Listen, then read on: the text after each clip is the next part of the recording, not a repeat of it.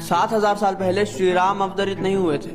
आज से 5,000 साल पहले आपको श्री कृष्ण का अवतार नहीं मिलेगा। ये सब मैं आपको इसलिए बता रहा हूँ क्योंकि मैंने जब ये कहा कि राम, नारायण, गोपाल जैसे शब्दों का इस्तेमाल गुरबानी में उस एक परमात्मा के लिए किया गया है, तो कुछ लोगों के सवाल खड़े हुए कि अगर ऐसा है तो राम शब्द का ही उपयोग क्यों हुआ, कोई और शब्द ही उपयोग किया जा सकता था। तो पहली बात तो ये है कि हमारे 4 वेदों में कहीं भी राम, नारायण, गोपाल जैसे शब्दों का इस्तेमाल नहीं हुआ है, जबकि उन 4 वेदों को हम सनातन का आधार स्तंभ भी कह सकते हैं। ऐसा इसलिए क्योंकि उन वेदों का अस्तित्व अवतारों से भी बहुत पहले का माना जाता है, लेकिन उनमें ब्रह्मा, विष्णु, महेश का वर्णन आता है जिन्हें उस निराकार स्वरूप की रचना के तौर पर लिखा गया है। और यही बात गुरबानी भी कहती है कि एका माई जुगत व्याई 3 चेले परवान, यानी कि उस एक निराकार स्वरूप परमात्मा ने इन 3 दैवीय शक्तियों का निर्माण किया इस सृष्टि को चलाने के लिए। लेकिन क्योंकि हम देवी और देवताओं की तरह सूक्ष्म नहीं हैं, हमारे पास ये शरीर है जिसका एक आकार है, तो हमें उस निराकार की झलक देने के लिए समय समय पर अवतारों को, महापुरुषों को कुछ कलाओं के साथ इस धरती पर भेजा गया ताकि हम उनके जरिए उस निराकार की झलक को पा सके। और इसलिए गुरबानी का उद्देश्य है कि उन अवतारों का और उनकी कथाओं का उपयोग करके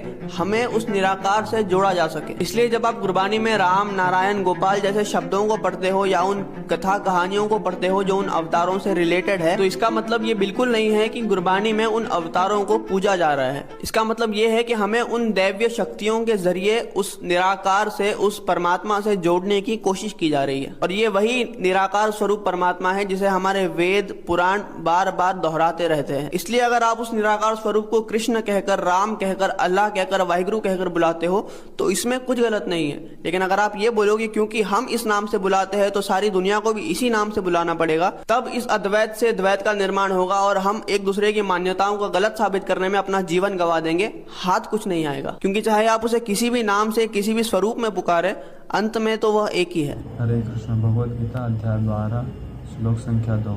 मैया वेश्य मनोये मां मृत्युयुक्ता उपासते। ये श्लोक में भगवान स्वयं बता रहे हैं कि जो भी अपने मन को मेरे साकार रूप में स्थित करता है और मेरी श्रद्धापूर्वक पूजा करता है वह परम सिद्ध माना गया है भगवद गीता के अनुसार। तो जो भी आपको कहता है कि भगवान निराकार होते हैं तो उन्हें ये वीडियो दिखा दें और भगवद गीता का ये श्लोक दिखा दें, क्योंकि भगवद गीता प्रमाणिक है। ये भगवान के मुख से निकली, ये किसी गहरे गहरे नथु गहरे ने नहीं लिखी है, अपने मानसिक चिंतन से नहीं लिखी है, ये भगवान ने स्वयं कही है। इसलिए कोई भी आपको कहता है कि भगवान निराकार है तो उसे भगवद गीता का ये श्लोक बता दें। हरे कृष्ण।